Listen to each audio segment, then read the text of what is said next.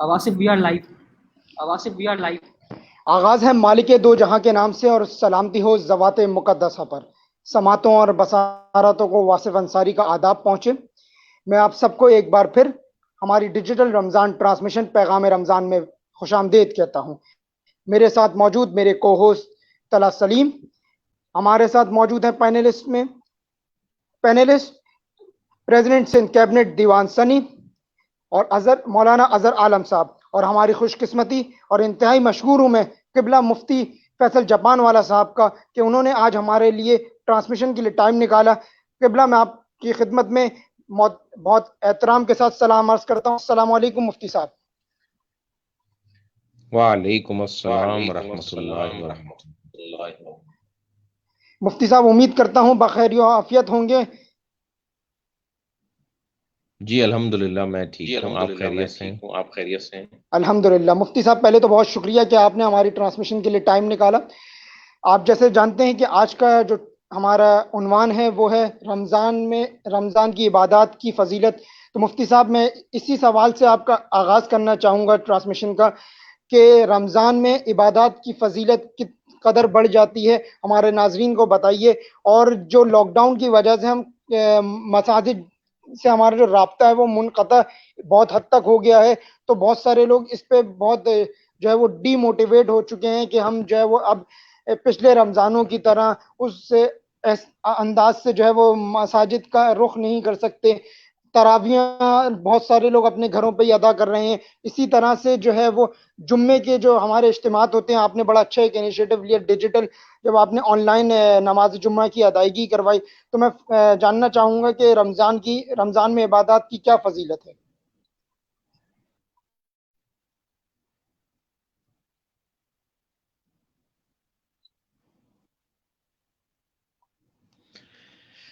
बिस्मिल्लाहिर्रहमानिर्रहीम नहमदुहु व नुसल्ली व नुसल्लिम अला रसूलिहिल करीम अम्मा बाद फ़अऊज़ु बिल्लाहि मिनश शैतानिर रजीम शहरु रमज़ान अल्लज़ी उन्ज़िला फ़ीहिल क़ुरआन हुदल लिन्नास व बय्यिनातिम मिनल हुदा वल फ़ुरक़ान फ़मन शहिदा मिनकुमुश शहर फ़लयसुम सदक़ल्लाहुल अज़ीम। सबसे पहले तो आप तमाम हाज़रीन और नाज़रीन का बहुत बहुत शुक्रिया, मुझ जैसे एक तालिब इल्म को इस प्रोग्राम में आने की दावत देना और मुझसे कुछ सवालात करना। मैं एक तालिब इल्म हूँ और मैं ये चाहूँगा कि मेरी बात को एक तालिब इल्माना हैसियत में ही लिया जाए, और इस पर कोई सवाल हो तो आप सब हजरात जो यहाँ मौजूद हैं और जो पसे पर्दा हैं वो सब मुझसे सवालात कर सकते हैं, इख्तिलाफ भी कर सकते हैं, कोई ऐसी बात नहीं। आपने जो सवाल किया है वो रमज़ान से मुताल्लिक़ कि रमज़ान मुबारक में इबादत की फ़जीलत जो है वो बढ़ जाती है। जी बेशक बढ़ जाती है, क्योंकि रमज़ान मुबारक के में हम रोज़े में जो है वो इबादत करते हैं। अपना जो प्राइम टाइम है, जो अहम हिस्सा है दिन का, वो रोज़े के अंदर गुजारते हैं और धूप और गर्मी और प्यास की शिद्दत बर्दाश्त करते हैं।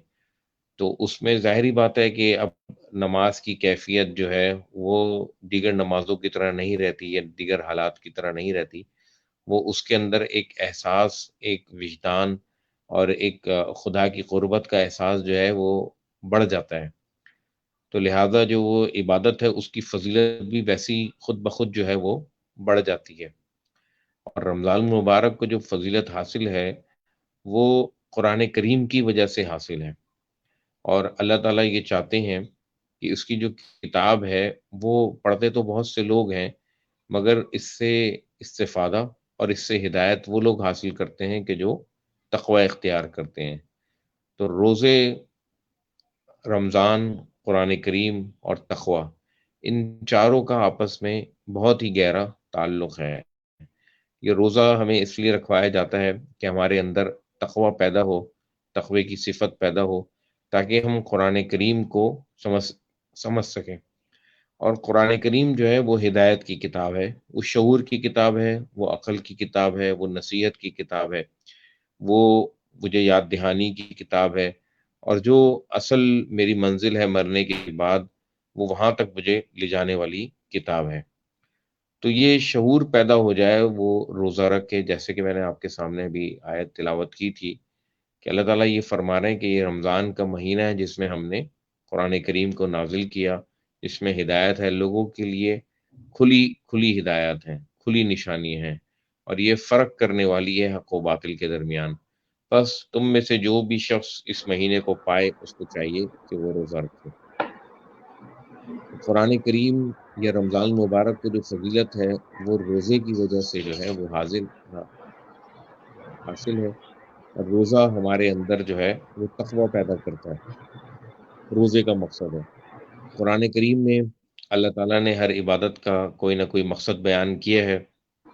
نماز کا مقصد بیان کیا کہ اللہ کی یاد ہے، زکوٰۃ کا مقصد بیان کیا کہ اس سے پاکیزگی پیدا ہو، مال کی جو محبت ہے جس کے اندر انسان مبتلا ہو جاتا ہے اس کی شدت کے اندر کمی واقع ہو۔ حج کا مقصد یہ بیان کیا کہ اللہ کی نشانیوں کو اور شعائر اللہ کو اپنی آنکھوں سے جا کر دیکھیں۔ روزے کا مقصد یہ بیان کیا کہ تمہارے اندر تقوی پیدا ہو جائے۔ تو جب عبادات کرتے ہوئے ہمارے پیش نظر ان عبادات کے اگر مقصود اور مقصد ذہن میں رہیں گے تو ہم اپنی عبادات کو چیک بھی کر سکتے ہیں، اس کا اسسمنٹ بھی کر سکتے ہیں کہ روزہ رکھنے سے ہمارے اندر کیا دنیا کی محبت یا اپنی محبت یا مال و متاع کی محبت یا شہرت کی محبت یہ ہمارے دل کے اندر پیدا ہو رہی ہے، ہمارے اندر خدا کا احساس پیدا ہو رہا ہے یا خدا کے احساس سے دوری پیدا ہو رہی ہے۔ ہم رمضان المبارک میں روزہ رکھنے کے بعد کیا کچھ پابندیاں جو اللہ تعالیٰ نے ہم پر لگائی ہیں ہم اس کے کاربند ہو پاتے ہیں یا نہیں ہو پاتے؟ کہ ہم اس کی پابندی کر پاتے ہیں یا نہیں کر پاتے؟ کیا ہم روزہ رکھنے کے بعد بھی کیا اسی طرح رہتے ہیں جس طرح پہلے تھے، جیسے جھوٹ بولتے تھے، جیسے اپنی زبان سے الفاظ نکالتے ہوئے بغیر سوچے سمجھے ہم بول دیا کرتے تھے، کہ ہم وعدہ خلافی کرتے تھے، یا گفتگو میں اگر ہم کچھ نازیبا الفاظ استعمال کرتے تھے تو کیا ہم روزے میں اس کی احتیاط کر رہے ہیں؟ تو اس کا مطلب ہے کہ ہمارا روزہ جو ہے نا وہ ہمیں شعور دے رہا ہے، وہ ہم کانشنس کے ساتھ جو ہے وہ روزہ رکھ رہے ہیں۔ اگر ہم اس مقصد کی طرف قدم بقدم گامزن ہیں، اس مقصد کی طرف قدم بقدم چل رہے ہیں، تو اس کا مطلب ہے کہ اس مقصد کی حصول کی طرف ہم اس کی طرف جو ہے وہ ہم پیش قدمی کر رہے ہیں۔ اور اگر یہ احساس پیدا نہیں ہو رہا اور روزہ رکھنے کے بعد بھی ہم وہی سارے کام کر رہے ہیں تو اللہ کے رسول صلی اللہ علیہ وسلم نے فرمایا کہ یہ ایک فاقہ ہے۔ اگر روزہ رکھ کے بھی انسان جھوٹ بولنا ترک نہ کرے اور بد اخلاقیاں ترک نہ کرے اور جو بھی برے اخلاق ہیں ان کو ترک نہ کرے تو اللہ تعالیٰ کو اس کے بھوکے پیاسے رہنے کی کوئی جو ہے نا وہ فکر نہیں ہے، اس کو کوئی اس سے مطلب نہیں ہے۔ تو یہ جو رمضان کا جو روزہ ہے یہ ہمارے اندر یہی احساس جو ہے وہ پیدا کرتا ہے۔ اسی وجہ سے رمضان المبارک میں جو ہم عبادات کرتے ہیں اس کا درجہ جو ہے وہ ایک نفل عبادت کا درجہ فرض کے برابر کر دیا جاتا ہے، اور جو فرض ہے ان کو 70 فرائض کے برابر جو ہے اس کا اجر جو ہے وہ دیا جاتا ہے، بشرطے کہ وہ ساری کیفیات جو ہے نا وہ ہمارے اندر رہیں، وہ ساری کیفیات جو ہے نا وہ ہمیں حاصل ہو رہی ہوں۔ دوسرا سوال جو میرے بھائی آپ نے کیا ہے کہ مساجد جو ہیں وہ بند ہیں اور لاک ڈاؤن ہے اور لوگ جو ہیں وہ کیفیات وہ چیزیں نہیں پیدا ہو پا رہی جو ان کی مسجد کے ماحول میں پیدا ہوتی تھی، تو میں اس بارے میں عرض کروں گا کہ دیکھیں اگر ہم مسجد کی عبادت کرتے تھے تو مسجدیں تو بند ہو گئی ہیں، اور اگر ہم خدا کی عبادت کرتے تھے تو خدا ہر جگہ موجود ہے، وہ سمیع ہے، وہ بصیر ہے، وہ ہر وقت سن رہا ہے، ہر جگہ سے سن رہا ہے، وہ بصیر ہے، وہ ہر چیز کو دیکھ رہا ہے، ہر جگہ سے دیکھ رہا ہے۔ تو ہمارا اس کے اندر یہ امتحان بھی ہے کہ کیا ہم ریچولز کے ساتھ ہماری اٹیچمنٹ تھی یا ہماری اٹیچمنٹ جو ہے وہ خدا کے ساتھ تھی۔ اگر ہم نماز پڑھنے کا مقصد یہ سمجھتے تھے کہ یہ مسجد جانا ہے یا لوگوں سے ملنا ہے یا وہاں تلاوت کو سننا ہے یا وہاں پہ دعاؤں کو سننا ہے تو یہ مقصد نہیں ہے اس عبادت کا۔ نماز کا مقصد تو خدا کی یاد ہے، وہ خدا کی یاد آپ کو بند کمرے میں اگر حاصل ہو رہی ہے تو بہت اچھی بات ہے، اور اگر وہ مسجد میں بڑے مجمع میں حاصل نہیں ہو رہی تو پھر آپ کو سوچنا چاہیے کہ وہ کیا نماز ان اس مقصد کو پورا کر رہی ہے جس مقصد کے لیے نماز کو خدا نے رکھا ہے کہ اقیم الصلاۃ لذکری، کہ میری یاد کے لیے نماز کو قائم کرو. تو یہ ہمارا اسسمنٹ بھی ہے کہ کیا ہماری کوئی وابستگی مسجد کے ساتھ یا مسجد کے ماحول کے ساتھ یا وہاں پہ ملنے جلنے والوں کے ساتھ تو نہیں پیدا ہو گئی تھی. تو ہمیں اس چیز کا احساس اپنے اندر پیدا کرنا چاہیے کہ ہمیں اللہ سے تعلق پیدا ہو. اور اللہ تعالیٰ جو ہے وہ ہر جگہ ہے، وہ مجمع کے اندر بھی ہے، وہ تنہائی کے اندر بھی ہے، وہ مسجد میں بھی ہے، وہ گھر کے اندر بھی ہے. تو ہمیں اپنے جو ہے وہ مقصد کو یعنی ری وزٹ یا ریویو کرنے کا جو ہے اس وقت موقع مل رہا ہے. اگر وہ کیفیت جو آپ کی مسجد میں پیدا ہوتی تھی اور اکیلی نماز میں پیدا نہیں ہو رہی، اس کا مطلب ہے کہ آپ کو اکثر نو نماز سیکھنے کی ضرورت ہے.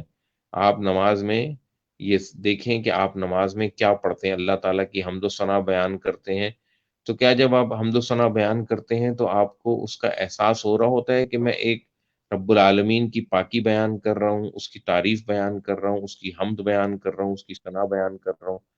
اور کیا جب آپ سورہ فاتحہ پڑھتے تھے تو آپ کو یہ معلوم ہوتا تھا کہ آپ کیا اللہ کے کلام کو جو ہے وہ دہرا رہے ہیں، اللہ کی تعریف کر رہے ہیں، اللہ تعالیٰ کے بے باک اور بے پناہ رحمان اور رحیم ہونے کو آپ اس کو دہرا رہے ہیں، اس کو یاد کر رہے ہیں اور اس کو جو ہے اپنے اندر اتار رہے ہیں. تو سورہ فاتحہ پڑھنے سے اگر آپ کے اندر یہ کیفیات پیدا ہو رہی تھیں تو پھر بہت اچھی بات ہے. اس کے بعد آپ کوئی سورت تلاوت کرتے ہیں، اس میں اللہ کی آیتیں یعنی اللہ کی نشانیوں کو آپ پڑھتے ہیں، تو ان نشانیوں سے آپ نصیحت حاصل کر رہے ہیں. نماز کا مقصد تو یہی ہے نا کہ سورہ فاتحہ اور جو سورت پڑھی جاتی ہے جس میں ہم تلاوت کرتے ہیں، اس تلاوت کے بعد اللہ کے احکامات کو دہرانے کے بعد ہم اس کے آگے جھکتے ہیں یعنی رکوع کرتے ہیں. اور اس کا مقصد کیا ہوتا ہے کہ اے اللہ ہم ہر حال میں تیری بات کو مانیں گے اور ہم ہر جو ہے وہ کیفیت کے اندر تیری بات کو مانیں گے. اور پھر ہم سجدے میں چلے جاتے ہیں جس میں ہم یہ اظہار کرتے ہیں کہ اے اللہ اگر ہمیں اپنے آپ کو ذلیل کرنا پڑے، اپنے آپ کو کمتر بنانا پڑے، اپنے آپ کو خاک آلود کرنا پڑے، اپنے ماتھے کو، اپنے سر کو زمین میں ملانا پڑے، تب بھی ہم تیری اطاعت کریں گے، تیری فرما برداری کریں گے. تو ہم بار بار اس چیز کا اظہار کر رہے ہوتے ہیں کہ اللہ جو ہم نے یہ حکم ابھی تلاوت کیا ہے، ابھی پڑھا ہے، اس کے آگے جو ہے ہمارا سر اور ہماری آنکھیں جو ہے نا وہ جھک گئی ہیں اور ہم نے اپنے آپ کو اس کے تابعدار بنا دیا. اور اگر یہ کیفیت پیدا نہیں ہو رہی تو پھر ہم ایک ریچول ادا کر رہے ہیں، ایک رسم ادا کر رہے ہیں، اس سے زیادہ کوئی حیثیت نہیں ہے. تو وہ اس رسم کے لیے ضروری ہے کہ آپ کو پھر مسجد میں جانا ہوگا، وہی چیزیں کرنی ہوں گی. اس کا مطلب ہے کہ خدا سے آپ کا تعلق جو ہے وہ بہت زیادہ کمزور ہے. آپ کو خدا کا جو حضور ہے، خدا کے حاضر ہونے کا ہے، خدا کے موجود ہونے کا جو دھیان ہے وہ نصیب نہیں ہو رہا. تو یہ چیز ہے جو میں آپ کے سامنے عرض کرنا چاہ رہا تھا. اس میں آپ کوئی سوال ہو کیا؟ جی بہت شکریہ، بہت احسن انداز سے مفتی صاحب آپ نے بتا دیا. اور وہ جو آپ کا جملہ تھا کہ آپ کہیں مسجد کی عبادت تو نہیں کر رہے، خدا سے عبادت کرنے کی ضرورت ہے، بہت احسن انداز سے روح پرور آپ نے بات کر دی اور ہمارے جو ایمان کو جو ہے وہ تر و تازہ کر دیا. میں اپنے پینلسٹ مولانا اظہر عالم کی طرف جانا چاہوں گا اور میں چاہوں گا کہ اظہر عالم صاحب فرمائیں کہ رمضان و مبارک کے اندر جو عبادات کی فضیلت ہے وہ کس قدر ہے اور اس کے بارے میں کچھ فرمائیں. جی اظہر عالم صاحب.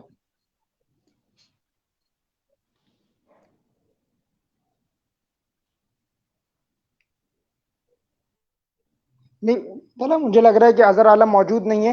اگر آپ مفتی صاحب سے کوئی سوال پوچھنا چاہیں تو آپ. جی جی بالکل. السلام علیکم مفتی صاحب.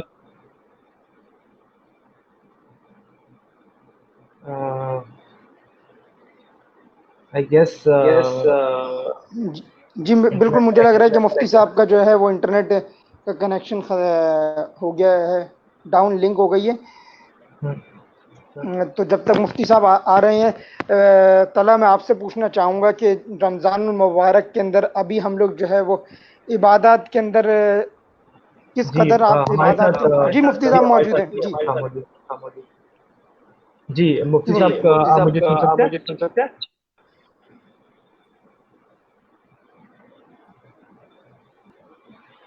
جی جی میں سن رہا ہوں آپ کو. جی جی پہلے تو میں آپ کو سلام پیش کرنا چاہوں گا، السلام علیکم. اور میرا آپ سے جی میں سوال یہ سن ہے رہا ہوں. مفتی صاحب کہ جس طرح رمضان جو ہے ہمارے یہ عشروں میں ڈیوائیڈڈ ہوتا ہے، تو کائنڈلی اگر آپ ہمیں اور ہمارے ویورز کو پہلے عشرے کی فضیلت اگر تھوڑی سی بیان کر کے بتا دیں تو یہ ہمارے لیے بھی فائدہ مند ہوگا، ہمارے ویورز کے لیے بھی فائدہ مند ہوگا.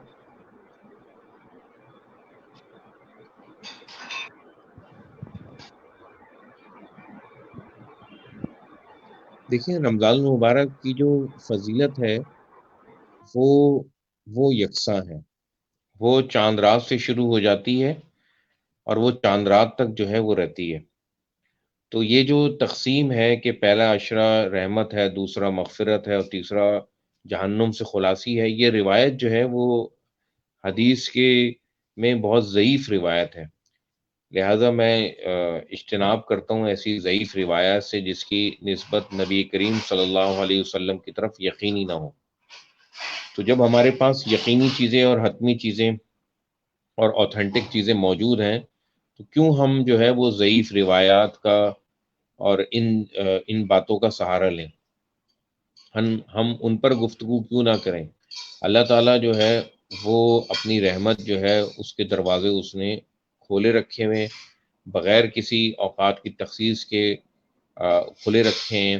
جب ہم قرآن کریم کا مطالعہ کرتے ہیں تو ہمیں یہ معلوم ہوتا ہے کہ اللہ تعالیٰ جو ہے وہ ہر وقت جو ہے وہ دعا قبول کرتا ہے.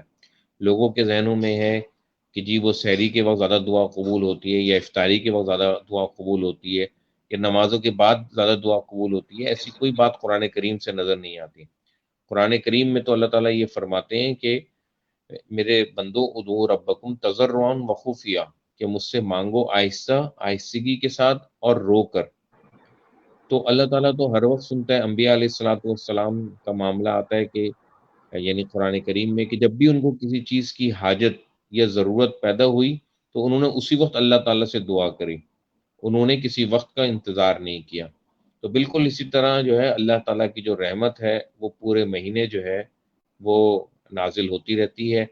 اور رمضان المبارک کا جو پورا مہینہ ہے جس کو قرآن کریم نے فضیلت کا مہینہ بیان کیا ہے اور اس کی فضیلت قرآن سے متعلق کی ہے، تو وہ فضیلت جو ہے وہ تینوں عشروں کی یکساں ہے. بس ایک چیز ہے کہ آخری عشرے میں جو ہے وہ لیلۃ القدر ہے، شب قدر ہے، کہ اس کی عبادت کی جائے. اور حقیقت یہ ہے کہ وہ نہیں پتا کہ وہ کون سی رات ہوگی. اسی لیے علماء کی مختلف آراء ہیں اس حوالے سے. جو رائے سب سے زیادہ مجھے پسند ہے وہ یہ ہے کہ جس رات کی آپ قدر کر لیں اور اس کو قیمتی بنا لیں، اس میں عبادت کر لیں، اس میں آنسو بہا لیں اور اس میں اپنا ماتھا جو ہے وہ خدا کے در پہ ٹیک دیں، وہی رات جو ہے وہ قدر والی رات ہے، وہی رات جو ہے وہ شب قدر ہے، وہی رات جو ہے وہ لیلۃ القدر ہے. جی بالکل. اچھا مفتی صاحب میں آپ سے یہ بھی پوچھنا چاہوں گا کہ روزے کی جو فرضیت ہے وہ کس طرح سے ثابت ہے قرآن اور حدیث کی روشنی میں؟ دیکھیں یہ جو اللہ تعالیٰ نے ہمیں دین دیا ہے یہ اللہ تعالیٰ خود بیان فرماتے ہیں کہ یہ کوئی نیا دین نہیں ہے. یہ وہی دین ہے کہ جو حضرت آدم علیہ السلام کو دیا گیا تھا. یہ وہی دین ہے کہ جس کی طرف حضرت موسیٰ علیہ السلام نے بلایا. یہ وہی دین ہے جس کی طرف حضرت ابراہیم علیہ السلام نے بلایا. تو یہ نماز، روزہ، زکوٰۃ، حج یہ پچھلی امتوں کے اندر بھی فرض تھے. نماز کے بارے میں بھی سورہ طٰہٰ میں آتا ہے کہ انبیاء علیہ الصلوۃ والسلام پڑھا کرتے تھے.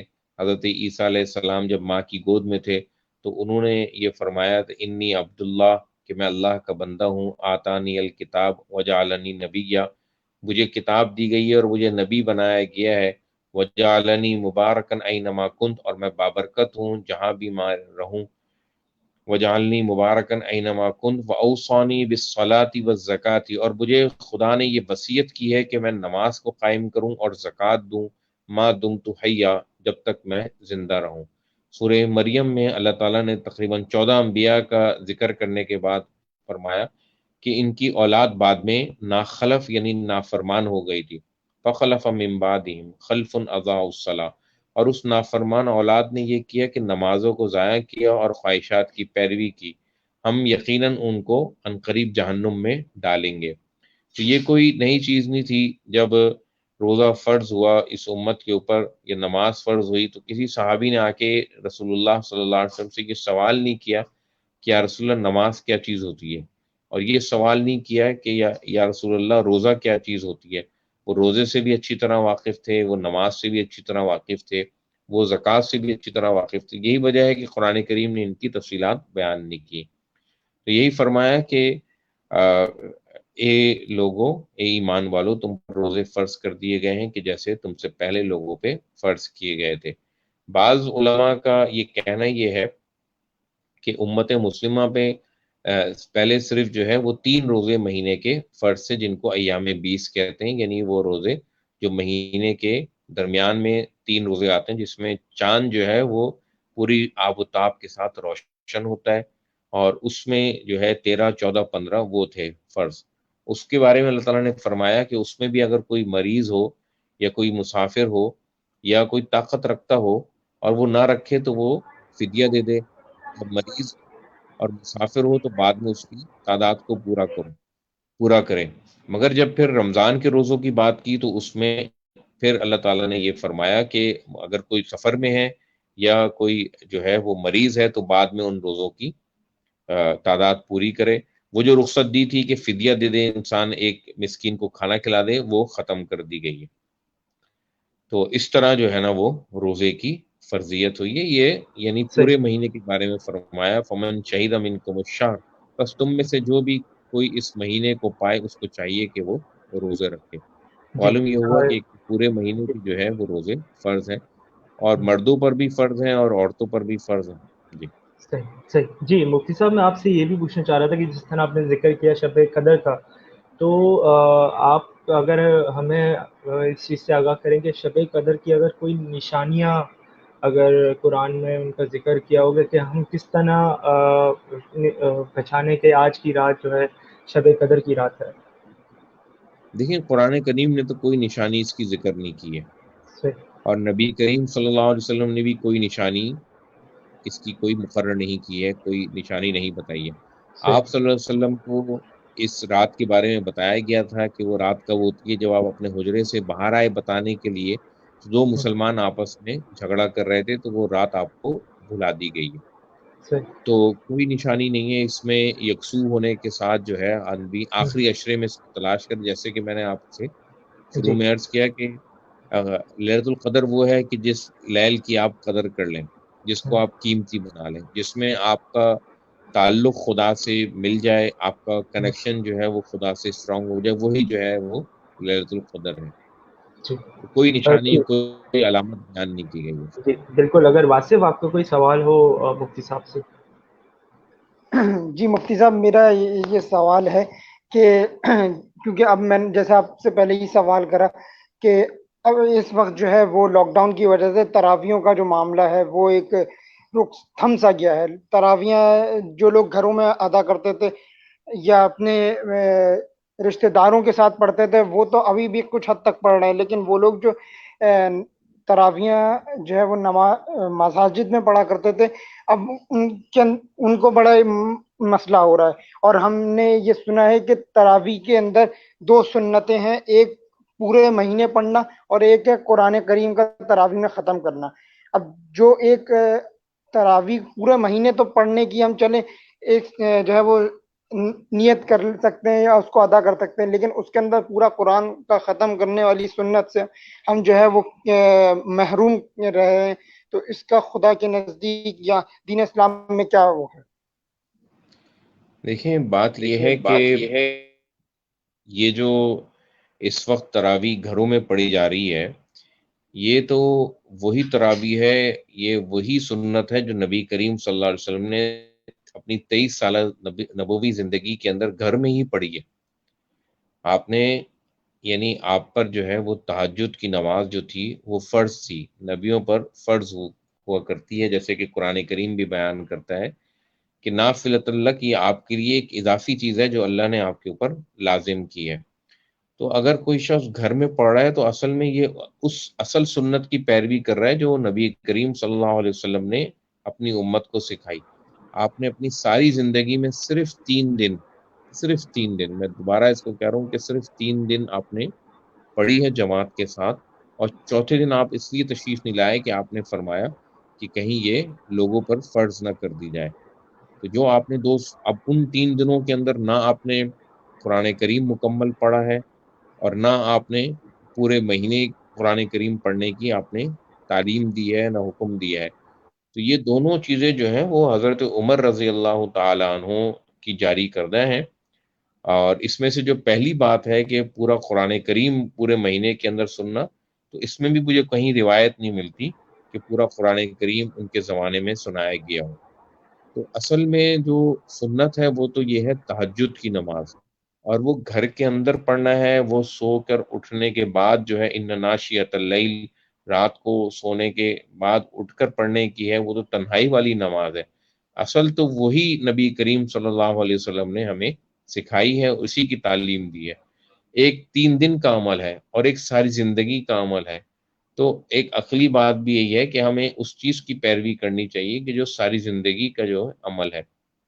لہذا جو تراوی جسے ہم یہ ہمارے عرف میں تراوی کہا جاتا ہے، یہ اصل میں اس کا نام بھی کہیں حدیث میں تراوی نہیں آیا، یہ تو تہجد کی نماز آیا ہے، یہ رات کی نماز آیا ہے، اور یہ میرے اور آپ کے لیے نفل ہے.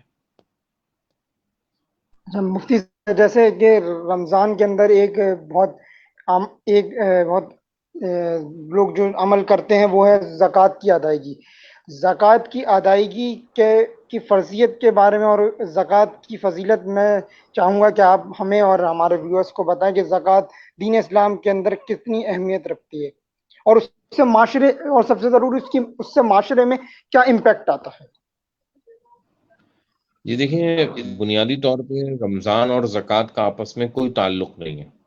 ٹھیک ہے، رمضان کا روزوں سے تعلق ہے اور قرآن کریم سے تعلق ہے، زکوٰۃ کا رمضان سے کوئی تعلق نہیں. یہ تو ہماری حکومت نے یکم رمضان کو حساب کتاب کے لیے اور کٹوتی کے لیے یکم رمضان کو بینک رکھے جاتے ہیں، بینک بند رکھے جاتے ہیں، جس میں وہ بینک کھاتے داروں کا حساب، اکاؤنٹ ہولڈرز کا حساب کرتا ہے. ورنہ اس سے زکوٰۃ کا یعنی رمضان کے مہینے سے کوئی تعلق نہیں ہے. اور ہر شخص کو جو ہے یہ دیکھنا چاہیے کہ اس کے اوپر زکوٰۃ کب فرض ہوئی تھی. مثال کے طور پہ اس کی شادی ہوئی تو اس کو کچھ تحفے تحائف ملے، یا والد صاحب نے اس کو کاروبار میں الگ کر دیا، کوئی ایک رقم، خطی رقم دے دی، تو اصل میں اس دن جو ہے وہ 52 تولہ چاندی کا مالک بنا، جو تقریباً 52 یا 50 ہزار روپے مالیت کے برابر یہ رقم بنتی ہے. تو جس دن انسان کے پاس یہ رقم آ جائے تو اب وہ جو ہے اسلام کی نگاہ میں جو ہے وہ شخص امیر ہے، وہ غریب نہیں ہے. اب اگر اس حال میں اگر 1 سال گزر جائے، یعنی یہ رقم آئی تھی اس کے پاس، فرض کر لیجئے یکم محرم کو آئی تھی، تو اگلا سال جب یکم محرم آئے گا تو اس کو دیکھنا ہوگا کہ اس کے پاس کون کون سے اثاثے موجود ہیں، کتنا کیش موجود ہے، کتنے بانڈز موجود ہیں، کتنے شیئر موجود ہیں، کتنے پلاٹ موجود ہیں، کتنے جو ہے وہ بینک میں جو ہے نا وہ بیلنس موجود ہے، اور جیب میں کتنے پیسے موجود ہیں، اور کمیٹی کے اس نے کتنے پیسے دیے ہوئے ہیں، اور اس کے پاس جو ہے وہ کتنا سونا موجود ہے، کتنی چاندی موجود ہے. تو یہ ایک کالم بنا کے یہ ساری چیزوں کو نوٹ کرتا جائے اور ان کی ویلیو کو لکھتا جائے، اور اس میں سے جو ہے وہ لائبلٹی کو مائنس کر دے، یعنی جو بلز اس کے پاس آ گئے ہیں، بچوں کی اسکول کی فیسیں ہیں، جو الیکٹرکسٹی اور گیس کا جو بل ہے، اور گھر کا کرایہ ہے، اور واٹر اور سیوریج کا بل ہے، ان ساری لائبلٹیز کو وہ مائنس کر دے. جو آنسر آئے اس پہ جو ہے وہ 2.5% جو ہے نا وہ خدا کی راہ میں دے دے. اب لوگوں نے اس کو رمضان سے متعلق کر دیا ہے، یہ سمجھتے ہوئے کیونکہ رمضان میں ہر چیز کا ثواب جو ہے وہ دگنا ہو جاتا ہے. تو اگر کسی پر جو ہے وہ یکم محرم کو زکوٰۃ دینا فرض ہوئی تھی اور وہ رمضان کے مہینے میں دے رہے، تو آپ دیکھیں نا کہ وہ اس نے 9 مہینے جو ہے وہ اپنے ایک فرض میں تاخیر کر دی ہے. اس کو یکم محرم کو حساب کرنا چاہیے تھا، وہ یکم رمضان کو کر رہا ہے، پورے 8 مہینے بعد جو ہے وہ 9ویں مہینے میں حساب کر رہا ہے. تو وہ ایک طرح سے دیکھیں کہ شریعت کے حکم میں اور اللہ نے جو اس پر فرض کیا تھا اس میں وہ تاخیر کا شکار ہو رہا ہے، تو اس میں اس کو تاخیر کا گناہ ملے گا۔ تو یہ رمضان اور زکوٰۃ کا آپس میں کوئی تعلق نہیں ہے، البتہ چونکہ اب لوگ نکالنے لگے ہیں تو ان کے لیے میں کچھ باتیں عرض کر دیتا ہوں کہ ان کو یہ چاہیے کہ یہ جو مال ہم اللہ کے راستے میں دے رہے ہیں، یہ اللہ فرماتا ہے کہ یہ ہم نے اللہ کو قرض دیا، اور اللہ کو قرض دینے کا مطلب یہ ہے کہ اللہ تعالیٰ ہر حال میں واپس کرتا ہے، اور نہ صرف واپس کرتا ہے بلکہ بڑا چڑھا کے واپس کرتا ہے۔ اور سورہ بقرہ میں تو اللہ تعالیٰ فرماتا ہے کہ وہ اس کو 700 گنا تک یا اس سے بھی زیادہ جو ہے وہ بڑھا دیتا ہے۔ تو یہ ہے زکوٰۃ کی جو ایک موٹا سا فلسفہ ہے، ایک موٹی سی بات ہے، میں نے آپ کے سامنے عرض کر دی ہے۔ ایک ہے زکوٰۃ کا حساب کرنا، اور ایک ہے ایک زکوٰۃ کو نکالنا۔ تو زکوٰۃ کا حساب تو انسان کو اسی تاریخ پہ کرنا چاہیے جس تاریخ پر اس پر زکوٰۃ فرض ہوئی تھی۔ اب جہاں تک نکالنے کا معاملہ ہے تو اس کے مختلف طریقے ہو سکتے ہیں، یا تو وہ پورے 12 مہینے میں اس کو اسپریڈ کر دے، یا جب بھی کوئی ضرورت مند آ جائے تو اس کو دے دے، یا جب کوئی جو ہے وہ کوئی بڑا تقاضا آ جائے اس وقت اس کو دے دے۔ تو اس میں شریعت نے گنجائش رکھی ہے کہ اس کو وہ تھوڑا تھوڑا کر کے ادا کر دے۔ البتہ اس کی فرضیت اور اس کی اہمیت سے انکار نہیں کیا جا سکتا۔ اللہ تعالیٰ نے جہاں نماز کا حکم دیا ہے، تقریباً 29 مقامات پہ اللہ تعالیٰ نے زکوٰۃ کا بھی حکم دیا ہے کہ واقیم الصلاۃ و آتوا الزکاۃ، یعنی اقیم الصلاۃ میں بدنی عبادت بیان کر دی کہ نماز قائم کرو، اور وآتوا الزکاۃ میں مالی عبادت بیان کر دی کہ اللہ کی راہ میں تم اپنے رشتہ داروں کو اور مساکین کو اور غیر مسلموں کو یہ زکوٰۃ دو تاکہ وہ اسلام سے قریب آئیں۔ جی جی مفتی صاحب، میں آپ سے ایک دوسرے ٹاپک پر بھی بات کرنا چاہوں گا جو ہے حسن اخلاق، اور جو کہ میرے نزدیک یہ بہت امپورٹنٹ ٹاپک ہے۔ تو میں آپ سے یہ پوچھنا چاہوں گا کہ حسن اخلاق آپ کے نزدیک کس چیز کو کہتے ہیں، اور قرآن اور حدیث میں ہمیں حسن اخلاق کے لیے کیا تعلیمات ملتی ہیں؟ دیکھیں، ہمارا جو خدا سے تعلق ہوتا ہے وہ عبادات کے ذریعے سے ہوتا ہے، اور ہمارا انسانوں کے ساتھ جو تعلق ہوتا ہے وہ اخلاق کے ذریعے سے ہوتا ہے۔ انبیاء علیہ السلام مبعوث اسی لیے کی جاتے ہیں کہ لوگوں کے اخلاق کی تکمیل کریں۔ خود نبی کریم صلی اللہ علیہ وسلم نے ارشاد فرمایا کہ انا بعثت لاتم مکارم الاخلاق، کہ میں تو بھیجا ہی اسی لیے گیا ہوں کہ اخلاق کی لوگوں کو تعلیم دوں اور اس کا طریقہ سکھاؤں۔ تو ظاہری بات ہے کہ اگر انسان کی اخلاق اچھی نہیں ہے تو اس کا مطلب ہے کہ اس کا انسانوں کے ساتھ رویہ درست نہیں ہے۔ تو عبادات اس کے اندر اگر کوئی تبدیلی نہیں لا رہی اور لوگوں سے محبت اور لوگوں سے اس نے اخلاق پیدا نہیں کر رہی، تو اس کو اپنی عبادات کو بھی دوبارہ سے دیکھنا چاہیے کہ اس کے اندر کوئی کمی تو نہیں ہے، کہ وہ عبادت کو وہ عبادت سمجھ کے کر رہے ہیں یا ایک عادت سمجھ کے کر رہے ہیں۔ عام طور پہ تو ہمارے یہاں لوگ عادت سمجھ کے عبادات کو کرتے ہیں، اس لیے جب ہم مسجد سے باہر آتے ہیں تو مسجد میں لوگ ایک دوسرے کو کہہ رہے ہوتے ہیں کہ بھائی جھوٹ نہ بولو، ٹھیک ہے، آہستہ ہو، غصہ نہ کرو، گالی نہ دو۔ مطلب یہ ہے کہ باہر جا کے یہ سارے کام جو ہے نا وہ جائز ہو جائیں گے، لہٰذا باہر جا کے جھگڑا بھی کرنا اور گالیاں بھی دینا اور جھوٹ بھی بولنا اور غصہ بھی کرنا۔ تو یہ خود نبی کریم صلی اللہ علیہ وسلم ہمارے لیے بہت بڑا نمونہ ہے۔ آپ کے بارے میں فرمایا ہے کہ وَإِنَّكَ لَعَلَىٰ خُلُقٍ عَظِيمٍ۔ قرآن کریم بار بار ہمیں اس چیز کی تعلیم دے رہا ہے کہ قولوا للناس حسنا، لوگوں کے ساتھ نرمی کے ساتھ بات کرو۔ قولا لہم قولا لینا، حضرت موسیٰ اور ہارون علیہ السلام کو جب فرعون کے پاس بھیجا تو ان سے جا کے ان کو اللہ تعالیٰ نے یہ حکم دیا کہ تم دونوں جا کے فرعون سے نرمی سے بات کرنا، شاید کہ وہ نصیحت پکڑے یا شاید کہ وہ ہم سے ڈر جائے۔ پھر اس نے اخلاق کے بارے میں یہی فرمایا کہ وَلَمَنْ صَبَرَ وَغَفَرَ إِنَّ ذَلِكَ لَمِنْ عَزْمِ الْأُمُورِ، کہ جو صبر کرے اور معاف کرے یہ بڑے عزم کے کاموں میں سے ہے۔ اور پھر فرمایا کہ اگر تم نیکی اور بدی برابر نہیں ہو سکتی، تم برائی کا بدلہ برائی نہ دو بلکہ برائی کو اچھائی سے دور کرو۔ فَإِذَا الَّذِي بَيْنَكَ وَبَيْنَهُ عَدَاوَةٌ كَأَنَّهُ وَلِيٌّ حَمِيمٌ، تو بس تمہارے اور اس کے درمیان جو دشمنی ہے وہ دوستی میں تبدیل ہو جائے گی۔ وَمَا يُلَقَّاهَا إِلَّا الَّذِينَ صَبَرُوا، مگر یہ حاصل نہیں ہوتا صرف ان لوگوں کو جو خوب صبر کرنے والے ہوتے ہیں، اور یہ صرف ان کو حاصل ہوتا ہے کہ جو بڑے حوصلے والے ہوتے ہیں۔ تو یہ حسن اخلاق کی تعلیمات سے قرآن کریم بھرا پڑا ہوا ہے. نبی کریم صلی اللہ علیہ وسلم نے اپنے دشمنوں کو معاف کیا. آپ کو جس جگہ سے ہجرت کرنی پڑی مکہ المکرمہ سے، آپ جب وہاں سے واپس آئے تو آپ نے سارے مکے والوں کو یہ فرمایا کہ میں نے تم کو معاف کیا، آج میں تمہارے لیے یوسف کی طرح ہوں کہ انہوں نے اپنے بھائی کو کہا تھا کہ اللہ تمہیں معاف کرے، میں نے تمہیں معاف کیا. آج کسی پر کوئی معاوضہ نہیں، کوئی مواخذہ نہیں. جی بالکل. اور میں مفتی صاحب آپ سے یہ بھی پوچھنا چاہوں گا کہ حسن اخلاق ایک اچھی زندگی اور ایک اچھی آخرت کے لیے کتنا ضروری ہے؟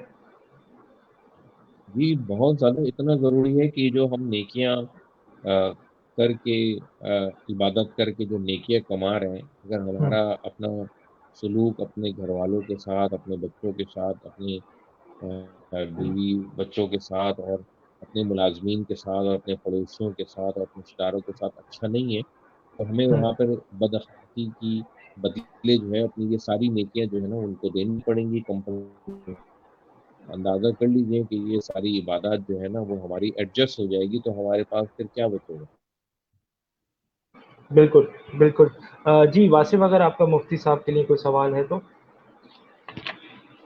جی مفتی صاحب، جیسے کہ آپ نے فرمایا کہ رمضان کا ایک بہت گہرا تعلق قرآن کریم کے ساتھ ہے. قرآن کریم جو انسانیت کے لیے ہدایت کا خدا کی طرف سے ایک ذریعہ ہے. قرآن کریم انسانیت کے لیے کس قدر اہمیت رکھتا ہے، اور ہدایت کے لیے کیا ایک ایسا نمونہ ہے جس کے اندر دنیا کے تمام علوم شامل ہیں. تو ایک مسلمان کا جو ہے وہ قرآن کے ساتھ کیسا تعلق ہونا چاہیے؟ دیکھیں، بنیادی طور پہ جو قرآن کریم ہے وہ سارے انسانوں کے لیے آیا ہے. اور قرآن کریم جو ہے وہ ہمیں جو ہے وہ دنیا کی نہیں صرف بلکہ آخرت کی کامیابی کے اصول بھی ہمیں یہ بتاتا ہے. اور قرآن کریم کو سے اس وقت ہم استفادہ کر سکتے ہیں کہ جب ہمارے اندر جو ہے وہ تقوی کی صفت موجود ہوگی. تو جب ہمارے اندر تقوی ہوگا تو پھر ہم قرآن کریم سے استفادہ جو ہے وہ کر سکیں گے. ورنہ جو ہے وہ ایک تلاوت ہے، وہ ایک کیسٹ ہے جو عام طور پہ آپ دیکھتے ہیں کہ لوگ اس کو پڑھتے ہیں اور کیسٹ ختم ہو جاتی ہے تو وہ بات بھی ختم ہو جاتی ہے، نسیہ منسیہ ہو جاتی ہے، ہوا میں اڑ جاتی ہے. تو یہ قرآن کریم جو ہے وہ رہتی دنیا تک کے انسانوں کے لیے ہدایت ہے. اور یہ ہدایت اسی وقت ہے کہ جب ہم اس کو سمجھ کے پڑھیں. ایک ایک مہنگے ڈاکٹر کے پاس آپ جائیں اور وہ ایک آپ کو وہ پرسکرپشن لکھ کے دے، ایک نسخہ لکھ کے دے، اور آپ اس نسخے کو صرف چوم کر جو ہے نا وہ رکھ دیں، تو کیا آپ کو شفا مل جائے گی اس سے؟ کیا جب تک کہ آپ اس دوائی کا کو جا کے میڈیکل اسٹور سے خریدیں گے نہیں، اور اس کی پراپر جو ڈوز ہے جو اس نے لکھ کے دی ہے کہ آپ نے دن میں 2 دفعہ یا 3 دفعہ کھانی ہے، جب تک آپ اس کو ویسے عمل نہیں کریں گے اور کتنے دن کھانی ہے اس وقت تک عمل نہیں کریں گے، تو اس وقت تک جو ہے وہ دوائی جو ہے وہ ڈاکٹر کی ہدایت جو ہے آپ کے لیے کارآمد نہیں ہو سکتی. بالکل اسی طریقے سے یہ خدا وحدہ لا شریک کی آخری ہدایت ہے. اس کے بعد جو ہے وہ قیامت آ جانی ہے. تو ان رہتی دنیا کے انسانوں کے لیے اس میں اللہ تعالیٰ نے اصول بیان کیے ہیں. مسلمان جو ہے وہ کس طریقے سے اس پر عمل کر کے سرخرو ہو سکتے ہیں اور اپنی دنیا کو بھی بہتر بنا سکتے ہیں، اپنی آخرت کو بھی بہتر بنا سکتے ہیں. تو یہ اسی لیے جو ہے وہ قرآن کریم نازل کیا گیا ہے. جی مفتی صاحب، آپ نے جو ہے وہ تقوی کی بات کری، اور روزے خدا کا روزے کے پیچھے بھی یہی اللہ رب العالمین کا تقوی، ہمارے اندر تقوی پیدا کرنا ہے. تو میں آپ سے جاننا چاہوں گا ہمارے ویورز کے لیے کہ تقوی کو اگر آپ آسان زبان میں یا آسان لفظوں میں ہمیں سمجھا سکیں کہ تقوی کیا چیز ہے. دیکھیں، تقوی آپ یوں سمجھیں کہ خدا سے خدا سے ایک تعلق ہے، خدا کا ایک احساس ہے. اس احساس کی وجہ سے آپ گناہوں سے بھی بچتے ہیں، اور وہی احساس جو ہے وہ آپ کو عبادات پہ بھی کھڑا کرتا ہے، آپ کو سخت سردی کے اندر وضو کرنے پر بھی مجبور کرتا ہے. وہی محبت ہے آپ کو جو سردی کے اندر مسجد تک لے جاتی ہے آپ کو.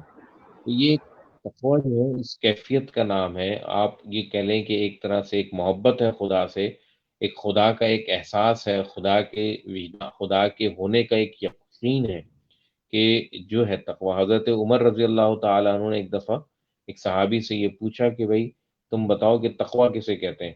تو انہوں نے کہا کہ عمر کبھی آپ نے یہ دیکھا ہے کہ آپ کسی ایسے راستے سے گزرے ہوں کہ جس کے دونوں طرف جو ہے وہ کانٹے ہوں؟ حضرت عمر نے کہا ہاں گزرا ہوں. تو ان صاحب نے کہا کہ اس راستے پر سے گزرتے ہوئے آپ کی کیا کیفیت ہوتی ہے؟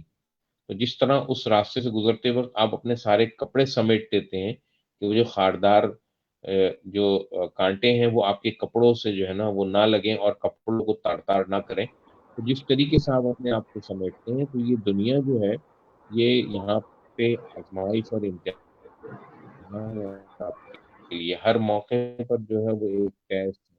صبح اٹھتے ہی جو ہے ہمارا امتحان شروع ہو جاتا ہے. پہلی اذان جب ہمارے کانوں میں پڑتی ہے اللہ اکبر اللہ اکبر تو کیا ہم نماز ہی اٹھتے ہیں؟ ہم بستر کی لذت، نرم بستر کی لذت اور نیند کی جو آغوش میں ہم ہوتے ہیں اس سے ہم کنارہ کش ہو کے کیا نماز کی طرف جاتے ہیں؟ تو یہ ہمارا سب سے پہلا جو ہے وہ امتحان شروع ہوتا ہے. اور پھر ہمارا امتحان یہ شروع ہوتا ہے کہ جو لوگ سو رہے ہیں تو ہم ان کی نیند کا خیال کرتے ہوئے مسجد جا رہے ہیں یا نماز پڑھ رہے ہیں، یا ہم شور مچاتے ہوئے مسجد جا رہے ہیں، یا ہم جو ہے وہ جو ہے وہ اگر برش کر رہے ہیں اور واش روم میں ہے تو مختلف قسم کی آوازیں نکال رہے ہیں. اس قسم کی ہم دوسروں کا لحاظ کر رہے ہیں یا نہیں کر رہے ہیں. یہ ہمارا دوسرا امتحان ہے. تیسرا امتحان یہ ہے کہ جب ہم مسجد پہنچتے ہیں تو ہم نے اپنی جوتی کیسے اتاری ہے، ہم جو ہے اس کو صحیح جگہ رکھی ہے یا نہیں رکھی، اور ہم مسجد میں دوڑتے ہوئے جا رہے ہیں، ہم کسی کا حق تو نہیں مار رہے، اور ہم جو ہے وہ صف میں صحیح طرح کھڑے ہوئے یا نہیں کھڑے ہوئے، ہم کسی بچے کو آگے سے پیچھے تو نہیں کر رہے. تو یہ صبح سے لے کے رات تک جب تک ہم جاگ رہے ہوتے ہیں مختلف امتحانات سے ہم گزر رہے ہوتے ہیں. تو اصل میں یہ دنیا جو ہے نا وہ یہ امتحان ہی ہے. جی بہت احسن انداز سے فرمایا مفتی صاحب. میں آپ سے یہ سوال جو میرا نیکسٹ سوال ہوگا وہ جو ہے وہ نوجوانوں کے لیے ہوگا، کیونکہ ہماری جو سیشن ہے اس کے جو زیادہ تر ویوز ہے، میجورٹی ویوز ہے، وہ نوجوان طبقہ ہے. نوجوانی ایک خدا کی طرف سے نعمت ہے، جوانی خدا کی طرف سے ایک نعمت ہے، اور ہم نے یہ سنا ہے کہ اس کے اوپر سوال ہوگا. تو کیا ہم ہمارے نوجوانوں کے لیے کیا آپ پیغام دینا چاہیں گے کہ جوانی کو کس انداز سے گزارے، اور کیا ہماری جو لمحات جوانی کے لمحات ہیں اس کے بارے میں ہم سے سوال بھی کیا جائے گا؟ جی جوانی کے بارے میں صرف سوال نہیں ہوگا بلکہ اللہ تعالیٰ قرآن کریم میں یہ فرماتے ہیں کہ ثم لتسألن یومئذ عن النعیم، کہ تم سے ہم ہر نعمت کے بارے میں ضرور بضرور سوال کریں گے. جو بھی نعمتیں اللہ تعالیٰ نے دی ہے ایک بہت بڑی نعمت ہے جوانی، کیونکہ اس میں آپ کے قوا جو ہیں وہ مضبوط ہوتے ہیں، آپ کے اعضاء جو ہے وہ صحیح سلامت ہوتے ہیں اور طاقت کے ایک عروج پر ہوتے ہیں آپ. تو یہ اس بارے میں بھی سوال ہوگا. آپ یہاں پر نیکی کرنا چاہیں تو آپ کے پاس طاقت حاصل ہے، کوئی برائی کرنا چاہیں تو آپ کے پاس طاقت حاصل ہے. تو یہ جوانی جو ہے وہ ایک بہت بڑا امتحان ہے. تو اس میں جو ہے وہ یہ تیاری کرنی چاہیے کہ آپ کا جو بڑھاپا ہے وہ اچھے طریقے سے گزرے، اور اس وقت کو جو ہے وہ ضائع نہیں کرنا چاہیے. اپنی ٹائم مینجمنٹ جو ہے وہ اچھی کرنی چاہیے. اس موقع پر جو ہے وہ سیونگز کرنی چاہیے تاکہ آئندہ آنے والے دنوں میں آپ کے کام آئیں. تو اس جوانی کو جو ہے نا بہت احتیاط سے خرچ کرنے کی چیز ہے. یعنی یہ ایک طرح کا سرمایہ ہے، اور سرمایہ انسان کے پاس ہوتا ہے تو وہ سوچ سمجھ کے جو ہے نا وہ اس کو خرچ کرتا ہے کہ اس سرمایہ جو ہے وہ آہستہ آہستہ ختم ہو جائے گا. لہذا جو ہماری جوانی ہے یہ سرمایہ ہے، ہماری عمر جو ہے یہ سرمایہ ہے. جوانی کے اندر ایک بہت بڑا جو دھوکہ ہوتا ہے وہ یہ ہوتا ہے کہ میں نے ابھی نہیں مرنا، میں نے تو بڑھاپے میں جا کے جو ہے وہ مرنا ہے. تو یہ وہ دھوکہ ہے کہ جو انسان یعنی شیطان جو ہے وہ انسان کو اور نوجوانوں کو دیتا ہے کہ نہیں ابھی تو تمہارے پاس بہت وقت ہے، ابھی تو پہلے ابھی کھا کما لو، ابھی تو سارے کام کر لو، ساری برائیاں کر لو، بعد میں دیکھا جائے گا، توبہ کے لیے بڑا ٹائم ملے گا. تو اس میں شیطان کے جو دھوکہ ہے اس سے جو ہے نا انسان کو جو ہے وہ خبردار رہنا چاہیے اور الرٹ رہنا چاہیے. کہیں ایسا تو نہیں کہ وہ کسی شیطان کے بتائے ہوئے راستے پر چل پڑے. اور پھر جب انسان جوانی میں کوئی عادت بنا لیتا ہے تو وہی عادت جو ہے وہ اس کی بڑھاپے تک رہتی ہے، اور 40 سال کے بعد جا کے جو ہے اپنے مزاج کو اپنی عادات کو بدلنا جو ہے وہ انسان کے لیے بہت زیادہ جو ہے وہ مشکل ہو جاتا ہے. کہ انسان کا جو سوچنے کا جو پیٹرن ہے اور اس کے جو ہے وہ عادات کا جو پیٹرن ہے اس کو تبدیل کرنا آسان نہیں ہوتا. لہذا انسان جو چاہتا ہے کہ بڑھاپے میں کیسا رہے تو وہ اس کی تیاری اس کو جوانی سے ہی کرنی ہوگی. جی بہت بہتر انداز سے آپ نے فرمایا. جیسے کہ آپ نے میرا اگلا جو سوال تھا اس کا جواب بھی دے دیا کہ لوگ یہ کہتے ہیں، نوجوانوں میں ایک بہت عام طور پہ یہ سننے کو ملتا ہے کہ ابھی تو بہت زندگی پڑی ہے عبادات، اور ہم اپنے خدا سے جو ہے وہ بعد میں یا بڑھاپے میں معافی مانگ لیں گے اپنے گناہوں کی. تو میں چاہوں گا کہ آپ اس پہ بھی جواب دیے گا. آپ نے تو ویسے دے دیا کہ کیا ہم اس گمان کے اندر کہ ہم آگے چل کر اپنے گناہوں کی معافی مانگ لیں گے، گناہ کرنے کے اندر ہم احتیاط نہیں کرتے، اور اس کے ساتھ ساتھ آپ کے نزدیک وہ کیا غلط نظریات ہیں جو آج آپ ہماری نوجوان نسل میں دیکھتے ہیں، اور میں چاہوں گا کہ آپ ان غلط نظریات کی نفی فرمائیں اور حقیقت کیا ہے وہ آپ ہمارے نوجوان کو بتائیں. دیکھیے، پہلی بات تو یہ کہ یہ جو انسان کو جو جوانی میں دھوکہ لگتا ہے کہ مجھے میرے پاس بہت ٹائم ہے، میں آخرت بڑھاپے میں جا کے توبہ کر لوں گا، تو یہ شیطان کا دھوکہ ہے. اس سے انسان کو جو ہے نا وہ خبردار رہنا چاہیے. دوسری بات یہ کہ دیکھیں، اللہ تعالیٰ کی کتاب ہمارے گھروں کے اندر جو ہے وہ موجود ہے. قرآن کریم کے بارے میں ابھی میں نے جو شروع میں آیت پڑھی تھی کہ یہ فرقان ہے، یہ فرق کرنے والی ہے. تو ہم اپنے ہر نظریے کو قرآن پر پرکھیں کہ قرآن کریم اس بارے میں ہمیں کیا کہتا ہے، اور اسی وقت ہم پرکھ سکیں گے کہ جب ہمیں قرآن کریم کا صحیح علم ہوگا. قرآن کریم کو ہم کم از کم زندگی میں 1 مرتبہ یا 2 مرتبہ ترجمے کے ساتھ پڑھ چکے ہوں گے اور سمجھ کے پڑھ چکے ہوں گے، تو ہم پھر اپنے نظریات کو جو ہے اس قرآن کریم سے جو ہے وہ طے کر سکتے ہیں، چاہے وہ دنیاوی نظریات ہوں، چاہے وہ دینی نظریات ہوں. تو قرآن کریم ان کے لیے فرقان کا کام کرتا ہے، میزان کا کام کرتا ہے کہ آپ اس کے اوپر اپنے نظریات پیش کر کے اس سے جواب حاصل کر سکتے ہیں. تو قرآن کریم جو ہے وہ اس کا چشمہ لگانے کی کوشش کیجیے، اس کا چشمہ لگائیے، اس نظریے سے چیزوں کو جو ہے وہ دیکھیے، تو نظریات کا جواب وہ آپ کو دے گا کہ آپ کے کون سے نظریات صحیح ہیں، کون سے نظریات جو ہیں وہ غلط ہیں. جی بہت بہت شکریہ مفتی صاحب، آپ نے بہت احسن انداز سے فرمایا. جی طلعت سلیم صاحب، اگر آپ کا کوئی سوال ہو مفتی صاحب سے تو وہ کر لیجیے. جی بالکل.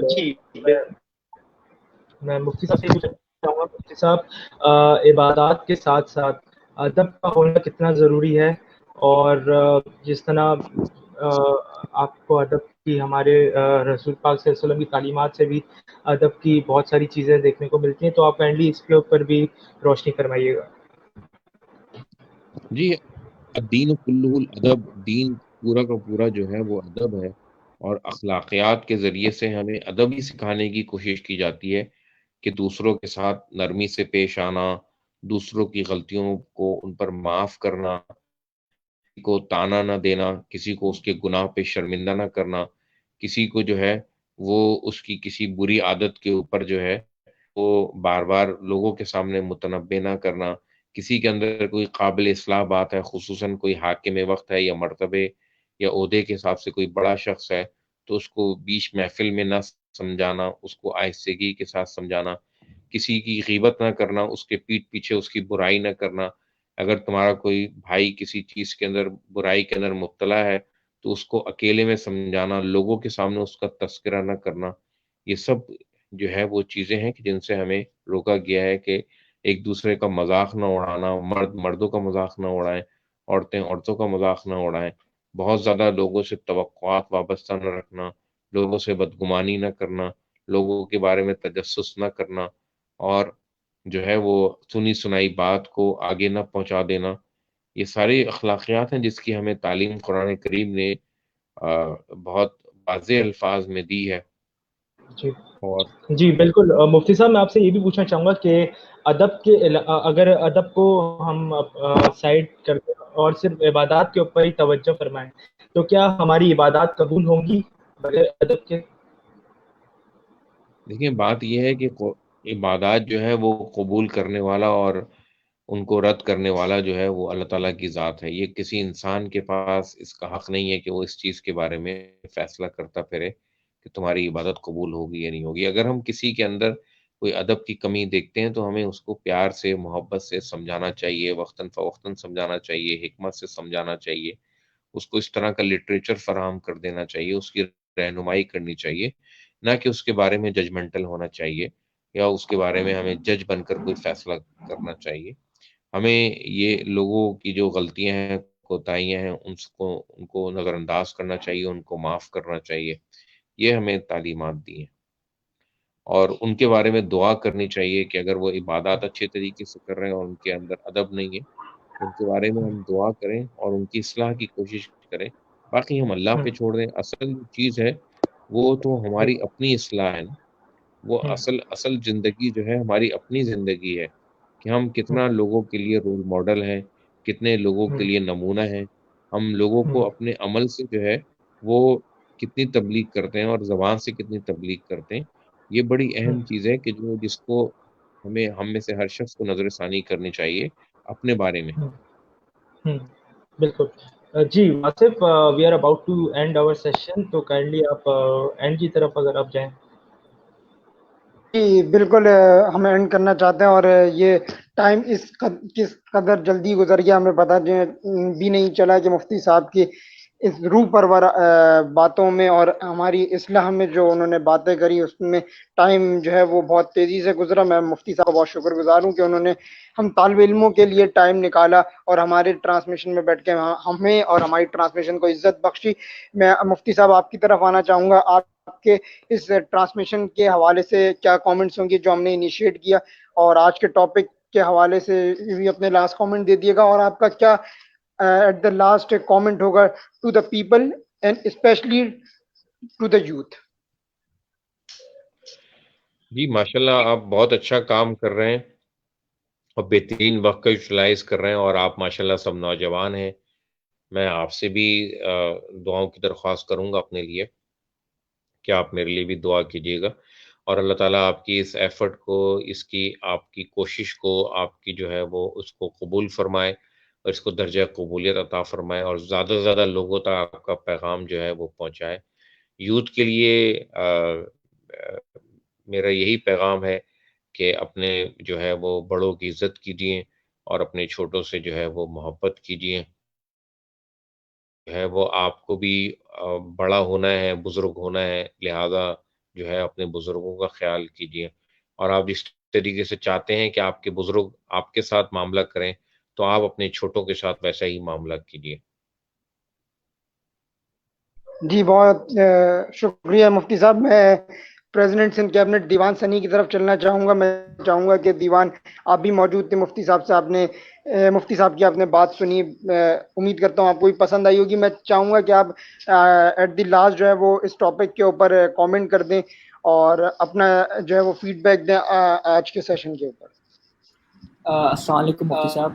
بہت شکر گزار ہوں کہ آپ نے ہمارے وائی پی ٹی وی پہ جو ہے ٹائم دیا، اپنا قیمتی ٹائم دیا، اور ایک اس ٹاپک پہ بات کی جو کہ آج کل کی یوتھ کو جو ہے اتنا معلوم نہیں اس چیز کے بارے میں. اور آپ کے آج کے سیشن سے جو ہے یہ پیغام جو ہے ہمارے تقریباً جتنے بھی ویورس ہمیں دیکھ رہے تھے اور اس کے بعد بھی جو دیکھیں گے ان تک جو ہے یہ پیغام پہنچ جائے گا، اور اس کو ہم بھی امپلیمنٹ کریں گے اور جو دیکھنے والے وہ بھی امپلیمنٹ کریں گے.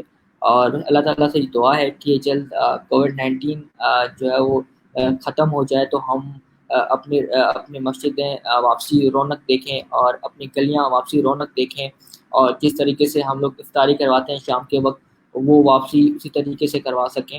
اور بس اللہ تعالیٰ سے یہی دعا ہے کہ جلد از جلد ہم اس چیز سے چھٹکارا پائیں اور اپنی نارمل زندگی میں واپسی آئیں. آمین.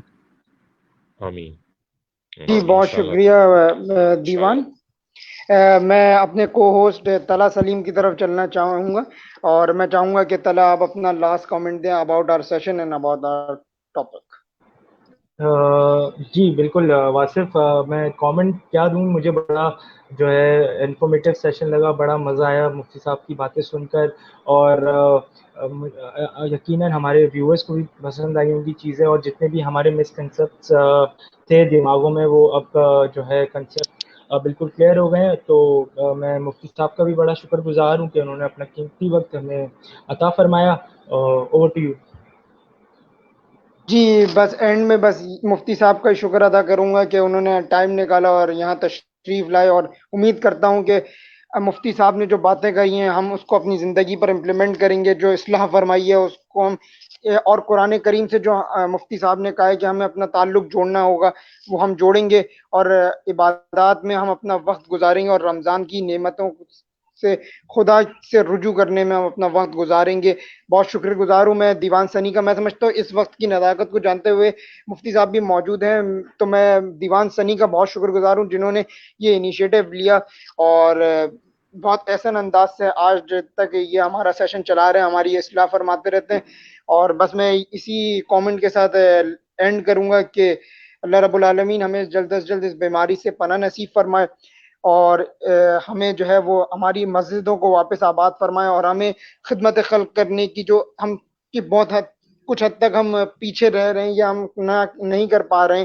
افطار ڈرائیو جو ہماری وائی پی کی ایک شان سمجھی جاتی ہے، یا وائی پی جو اون کرتی ہے اتنی بڑی افطار ڈرائیو وہ ہم نہیں کروا پا رہے ہیں ڈیو ٹو کووڈ-19۔ تو میں خدا کے حضور دعا گا ہوں کہ اللہ رب العالمین جلد از جلد بیماری سے، وبا سے ہمیں پناہ نصیب فرمائے، تاکہ ہم خدمت خلق اور بڑھ چڑھ کر سکیں۔ اور with this I will and the session. میں امید کرتا ہوں کہ آپ سب کو پسند آئی ہوگی اور آپ اس سے رجوع کریں گے، اور ٹل دین اللہ حافظ۔ We will be back tomorrow with some new guest and with the same time at YP TV. Allah Hafiz.